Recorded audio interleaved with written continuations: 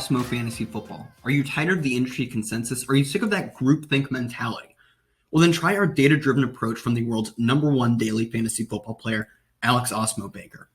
Alex has loaned his projections expertise to creating our first ever set of premium season-long fantasy football rankings. Head on over to awesemo.com to find out more about our different approach to fantasy football. Now, let's dive into how those rankings would attack drafting from the 12th overall pick.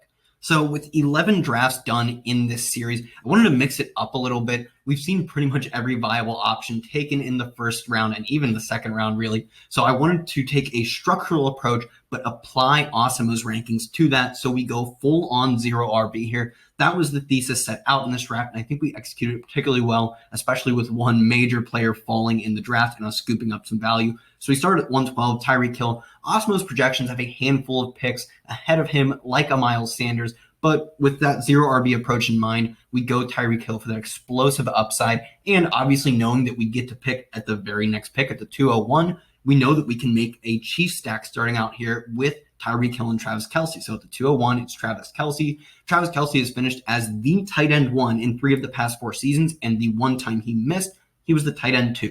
So this sets us up with incredible upside, a super stack of going Travis Kelce, Tyreek Hill, and Patrick Mahomes. He has to make it to the 312, and that doesn't typically happen, but we like to bet on that upside. And even if not, it's still fine to go with multiple high-end options from the Chiefs, because at the end of the day, you just want your weapons tied down to the best quarterback in the league, even if you can't get him himself on the roster. But at the 312, we end up getting it. We get Patrick Mahomes. So with that on our roster, we complete the Chiefs stack.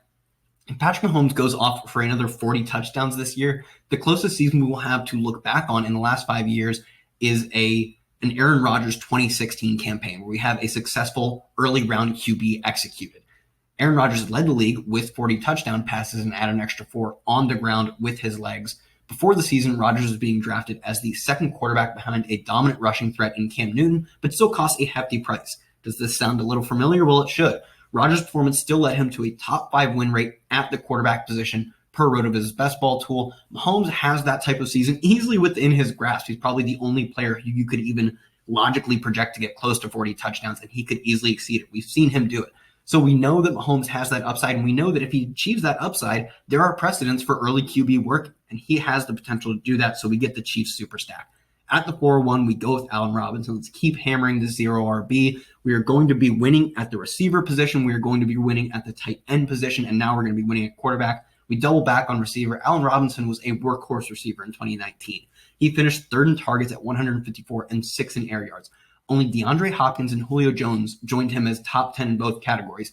The Bears also lost 122 targets from last year and decided to combat those loss of targets with guys like Ted Ginn and Jimmy Graham and their second-round tight end Cole Kmet. Feel free to pencil in Robin for another dominant season a la DeAndre Hopkins or Julio Jones. At the 512, this team wasn't really planning on going another tight end here, but Zach Ertz falls, and this is one of the awesome ways to execute a zero RB is you dry up the pool of elite tight ends, and Zach Ertz is still a fine flex play. If you get him in there, you have Travis Kelce as your tight end, and then you get Zach Ertz as a competitive flex player. There are only 5 tight ends in NFL history to post 5 straight seasons of 70 receptions.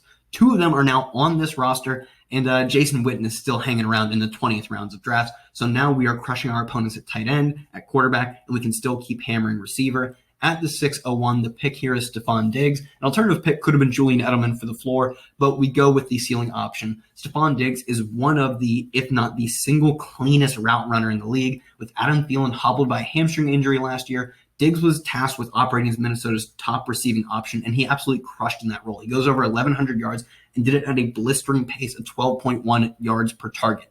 Now he'll take over that same role for the Buffalo Bills with Josh Allen uncorking rockets to him downfield. We are going to be beating the opponents here at wide receiver now with Stephon Diggs, and we can finally pivot at the 712 to running back. And we get an awesome running back in the 7th round, DeAndre Swift. He's the latest product from running back U, Georgia. Swift led Georgia in rush attempts and yards for the past 2 seasons, and even led the backfield in receiving yards and receptions for all 3 of his collegiate seasons. At the end of his college career, all is said and done, Swift had carried the ball 440 times and notched an additional 73 catches, grand total of over 3,500 yards. Zero RB operates under the pretense that elite running back production is the easier elite production out of running back and wide receiver to find in the later rounds. Swift is one of the reasons that Awesemo's rankings say you can execute a zero RB strategy this year, is because he has that elite running back upside. Another elite running back upside player, Kareem Hunt. Hunt doesn't really have the upside of getting there on his own. That's what makes DeAndre Swift the better value here at the 7-8 turn. Hunt needs to have an injury to Nick Chubb to really realizing that full upside. But the good news is he has a floor if that doesn't end up happening. No team gave their running back more carries than Minnesota last year at 429. Only 6 teams saw their back catch more passes than Minnesota did in 2019 at 98. Kevin Stefanski was that team's offensive coordinator, and he earns himself a job as Cleveland's head coach in 2020. We know how he wants to operate. He loves getting his team's running backs touches, and he's going to do that both with Kareem Hunt and James White. And he's going to do that with both Kareem Hunt and Nick Chubb. We saw that Kareem Hunt has that almost James White style role, James White being an alternative here. We saw that Kareem Hunt has that receiving floor, giving him a similar weekly projection to a guy like James White, but he has that incredible ceiling. James White probably gives you generally a higher floor because he is so used in the passing game. But with this team, we shoot with upside, pass on the alternative of James White, and go Kareem Hunt. At the 9-12, an interesting pick here. I believe Marlon Mack, the first time he gets drafted on an Awesemo team. Alternatives here, Tariq Cohen and Keyshawn Vaughn. Marlon Mack finished 2019 with 17.6 carries per game and 77.9 yards per game. He also scored 8 times in 14 games. All these marks were top 10 in the NFL. Yeah, he's a non-factor receiver, but a difference maker between the tackles, and he's going to have a usable role in the first few weeks. Mack won't hold off Jonathan Taylor forever, but he gives this team a few usable weeks early in the season until someone like Kareem Hunt breaks out or someone like a 10-01 Keyshawn Vaughn pick breaks out. Awesemo's projections actually favored the rookie Keyshawn Vaughn over veteran Ronald Jones. Tampa Bay head coach Bruce Arians said multiple times during the offseason that the team needed a back who could catch passes. They wanted that dynamic threat, and their actions say Ronald Jones wasn't that. The team selects Keyshawn Vaughn with the 12th pick of the 3rd round. Vaughn caught 28 passes and accounted for 10% of Vanderbilt's targets in his final college season. Clearly, this is a guy they want to get involved in the offense over the veteran Ronald Jones. So we have Marlon Mack to wait out the first few weeks. Then we double tap running back, get Keyshawn Vaughn, a potential midseason breakout. So that is how Awesemo's rankings would have you execute a zero RB draft to complete success. Make sure you hit that like button and, of course, leave a comment on what you would have done differently. Do you think zero RB is even a viable approach this year? Let us know in the comments. And as always, thank you for tuning in to another Awesemo Fantasy Football video. Don't hesitate to head on over to awesemo.com/fantasy football to sign up for our draft kit. A bunch of awesome stuff is going on there. Our projections, cheat sheets, the bust breakouts and sleepers, and of course the draft wingman, which helps you build awesome.